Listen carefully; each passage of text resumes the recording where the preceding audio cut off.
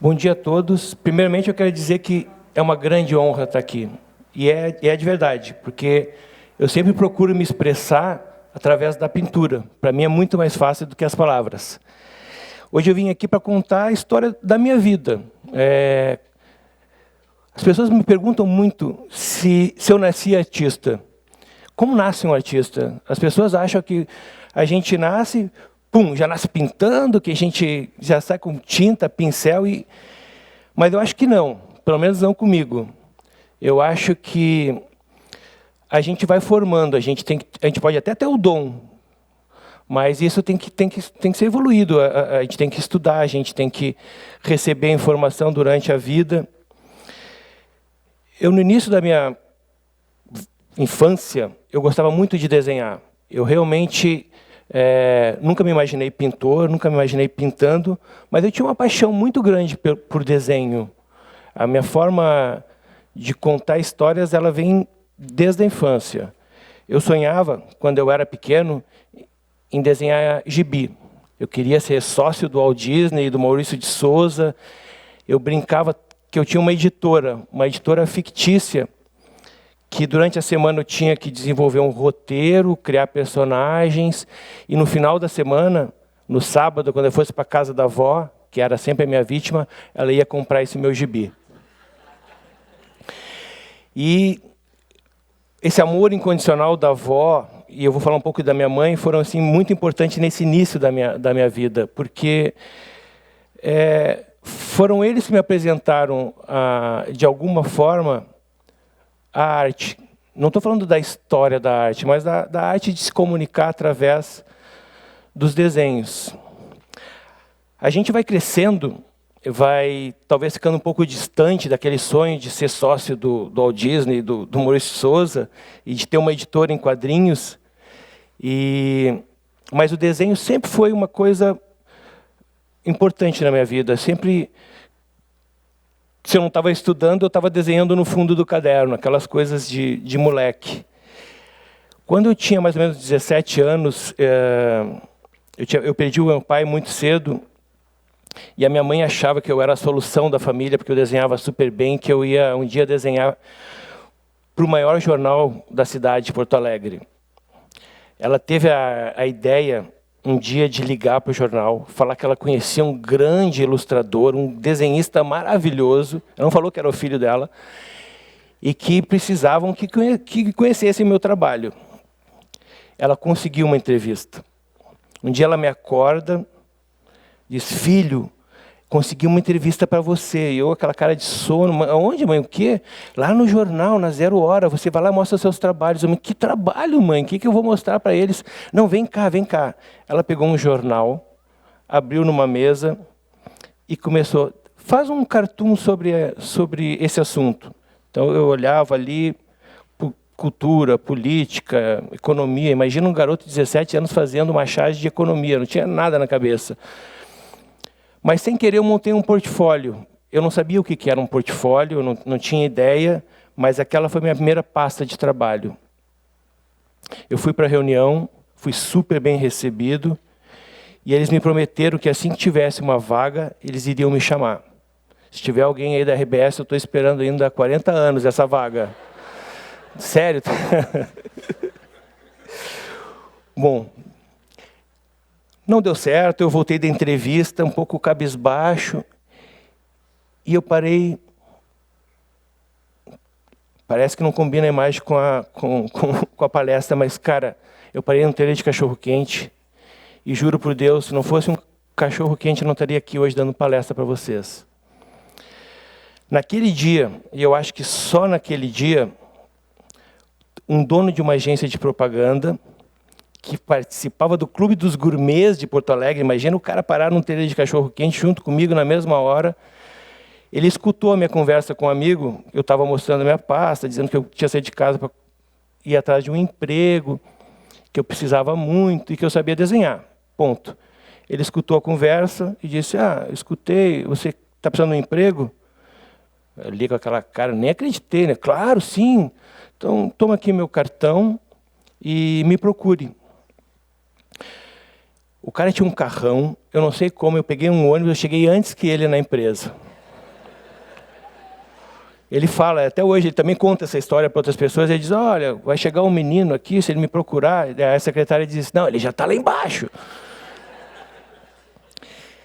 E sem querer, eu entrei na publicidade. Eu não tinha ideia do que era propaganda, publicidade. Eu confesso que eu achei que eu ia vender livro, que eu ia pegar livro e ia sair vendendo, fazendo propaganda.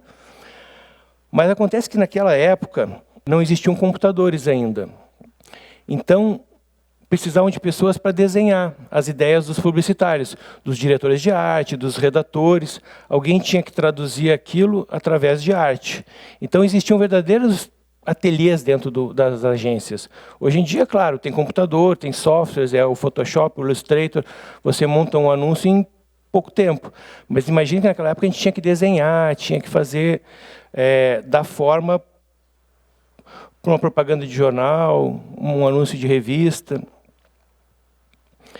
E foi assim que eu comecei a despertar interesse pelas artes, porque tinha muita tinta, tinha muito pincel, e ali foram meus primeiros contatos com a arte.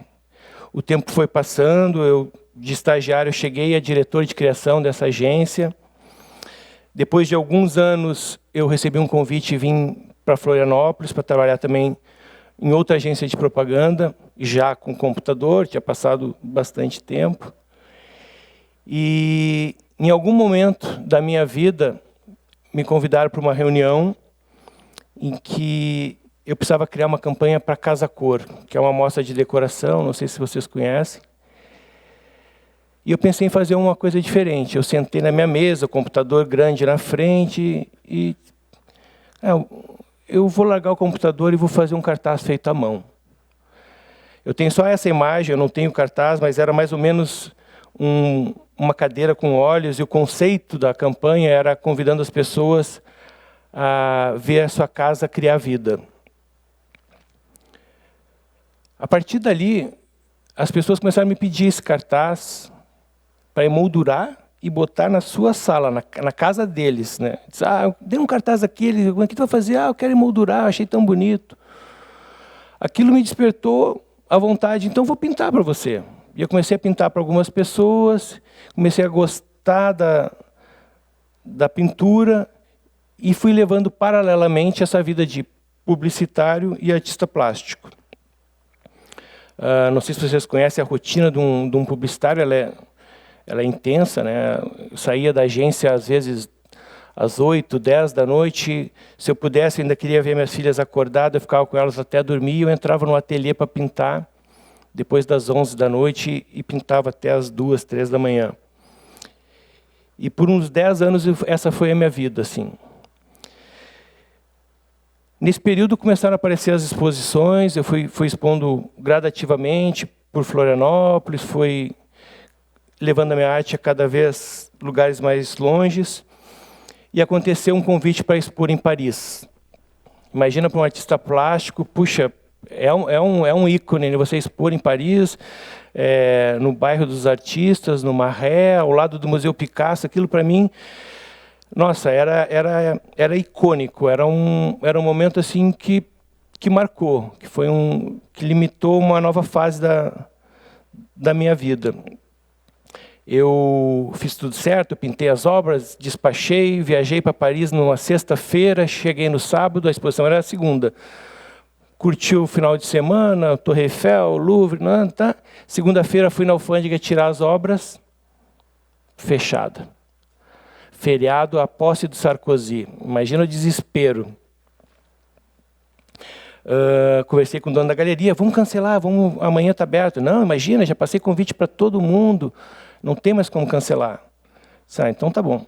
Então eu fui numa loja de artigos de desenho e pintura, claro que não dava para pintar uma exposição, mas desenhar dava. Eu passei a tarde desenhando, colei os desenhos na parede e fui receber as pessoas do jeito que eu podia. E um pouco antes de ter ido, eu convidei o Juarez Machado, que é um artista catarinense que mora em Paris há muitos anos, e cara, esse cara me ajudou muito. Quando ele entrou na exposição, ele olhou assim, deu errado alguma coisa. E aí eu expliquei para o Juarez, puxa, Juarez, aconteceu isso, mas amanhã eu vou trazer as obras. E ele falou para mim, não se preocupe, o pessoal aqui em Paris vem para beber vinho e não vai nem ver que não são teus quadros. Cara, e o pior é que assim, foi muito legal, não tinha, até o embaixador do Brasil apareceu na exposição dos desenhos. Mas o final foi que eu vendi todos os desenhos e depois todas as pinturas. O final é feliz, mas foi assim muito tenso, né? A partir dali começaram a surgir várias exposições. Recentemente eu voltei da Art Basel em Miami, mas tem uma exposição que marcou um novo momento da minha arte. Foi ali que eu comecei a entender que eu podia pintar ou colocar minha arte à disposição de mais pessoas. Numa exposição em Porto Alegre, um empresário comprou 2 quadros meus e me deu um cartão. Lá em Porto Alegre as pessoas têm mania de dar cartão, né? Ele me deu um cartão e disse, olha, me procura amanhã de manhã, vá lá na minha empresa. E eu, claro que eu vou, né? Vou vender mais quadro para esse cara. Mas eu chegando lá, para minha surpresa, ele era dono de uma grande fábrica de confecção, de roupa espalhada por todo o Brasil, e ele me convidou para criar uma linha. E foi aí que eu entendi o alcance que a minha obra podia começar a tomar. Em vez de eu pintar um quadro no meu ateliê para um cliente que vai pegar e vai levar para sua casa e ele vai usufruir mais do que todo mundo, claro, eu podia, sim, fazer uma arte, colocar numa outra superfície, que hoje eu faço isso em chocolate, em xícara, em ventilador, em tapete, e cada vez mais chega a mais pessoas. Existe um cliente que tem 120 mil pontos no Brasil. Imagina a dimensão que isso toma. Isso, para mim, eu acredito nisso. Eu sei que nem todo artista pensa da mesma forma, mas eu acredito. Eu quero que o meu trabalho chegue o mais longe possível. Porque eu tenho uma mensagem para passar com a minha obra. Eu tenho uma mensagem de amor, eu quero que as pessoas sejam mais felizes. Eu sempre procuro, sobre qualquer tema que eu vá pintar uma coisa alegre, um sentimento. E quando você vê alguém no Facebook escrevendo comprei meu primeiro Luciano Martins, parece que ele comprou um quadro. E aí eu vou lá investigar, porque eu sou super detetive de Facebook, né?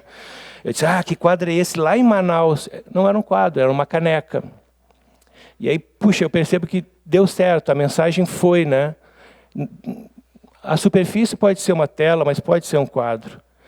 E quando você chega em outras superfícies mais acessíveis, você começa a chegar também nas crianças, que hoje é um dos motivos para eu pintar cada vez mais, para eu sair mais tarde do meu ateliê e chegar mais cedo.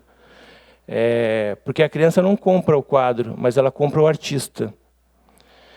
E, para minha felicidade, eu recebo semanalmente uma escola por semana na minha galeria. Tem escolas no Brasil inteiro estudando a minha obra. E aí eu começo a entender que essa pode ser a minha contrapartida por tudo que eu vou conquistando, oferecer para a sociedade, que é acesso, pelo menos à arte, à cultura, porque, de alguma forma, eu acho que eu sou uma porta de entrada. Não quer dizer que as crianças tenham que gostar do meu trabalho, mas o meu trabalho ele é mais fácil da criança se identificar, e depois ela vai evoluindo para outros gostos. Aqui tem uma foto mostrando crianças, mas isso é muito bacana, porque deixa a minha galeria assim, iluminada pelo resto do dia. O ano passado foram 86 escolas na galeria, a gente está falando de mais de 1000 crianças. Quando você percebe uma criança olhando para uma tela dessa forma, você vê que faz sentido. Às vezes a gente acha que a criança não consegue entender e captar todas as mensagens, mas acreditem, as crianças estão lendo todo tipo de informação o tempo inteiro. Eu fiz uma exposição retrospectiva no SIC, em que foram muitas escolas lá, e foram quase 3.000 crianças. E essa foto emblemática é uma foto de uma avó com um neto, de mãos dadas. E eu fui conversar com essa avó e agradecer por ela ter levado o neto, e ela disse para mim, não, agradeça para o meu neto, é ele que está me trazendo aqui. Faz 50 anos que eu não entro no museu. Cara, e aí pronto, para mim basta, né? O ciclo está completo. Essa foto é emblemática, são netos e vós, todo mundo curtindo. Esse sorriso ele conta muito para mim. Mas, a partir daí, eu entendo que a arte pode, sim, ser um agente de transformação social. Ela pode dar voz para muitas causas. Eu hoje estou participando de mais de 100 ONGs, instituições, com causas inúmeras, mas da forma que eu posso contribuir. A forma que eu posso contribuir é exatamente dando voz para elas, criando marcas,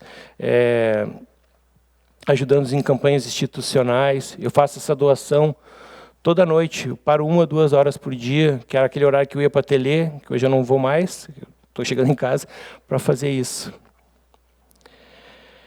O que eu queria contar hoje para vocês assim, é que tudo que eu faço com muito amor, com muito sentimento, assim, e é o que me motiva todos os dias a pintar. Eu pinto segunda, terça, quarta, quinta, sexta, sábado, domingo, o tempo inteiro. As pessoas perguntam o que eu faço quando eu não estou trabalhando. Quando eu não estou trabalhando, eu estou pintando, que aí é o meu hobby.